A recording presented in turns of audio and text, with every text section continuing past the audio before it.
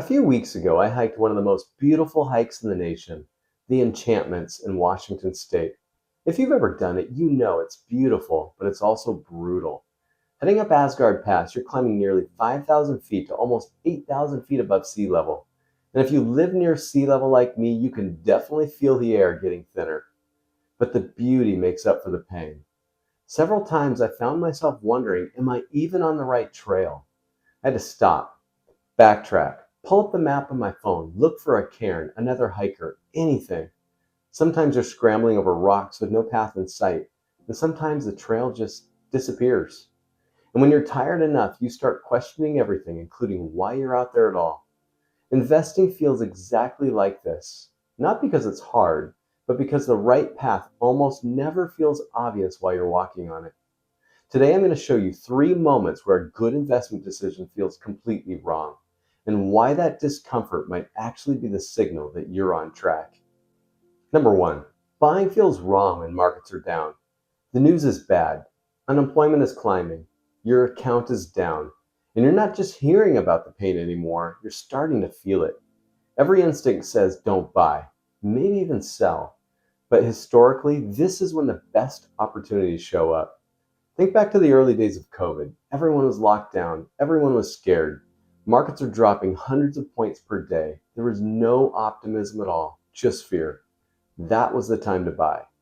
The discomfort isn't a warning, it's the price of admission. Number 2, holding feels wrong when markets keep climbing. Now flip it. Markets are at all-time highs. Valuations look stretched. The experts on TV are saying take profits. Your gut says this can't keep going, so you sell right before the next leg up. The hardest thing in investing isn't buying low, it's having the stomach to hold when everything feels overpriced. I have to admit that I think the major US stock indexes have been expensive for a while now. But if I had sold when I first thought the markets were expensive, I would have missed out on a lot of gains. That's exactly why I rely on a process instead of opinions. My opinions can be wrong, but my process keeps me disciplined. Number 3, selling feels wrong when the trend turns. The market's been dropping, and now you're stuck in a loop. Is this a dip I should be buying, or is it the start of something worse? Should I double down on my favorite position? Selling when a trend reverses tests your discipline more than almost anything else, because it always feels like you are giving up too early. Think back to early 2022. The long bull run was ending. Rates were rising, but every dip felt like a buying opportunity because dips had been buying opportunities for over a decade. Selling into that felt wrong. It felt like panic, but it wasn't. The trend had shifted.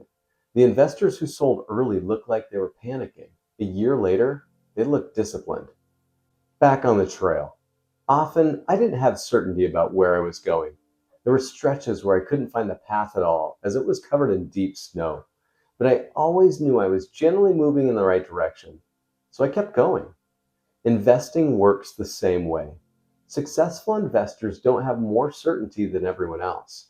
They just have a process they're willing to trust when uncertainty shows up. Because in investing, discipline is more profitable than comfort.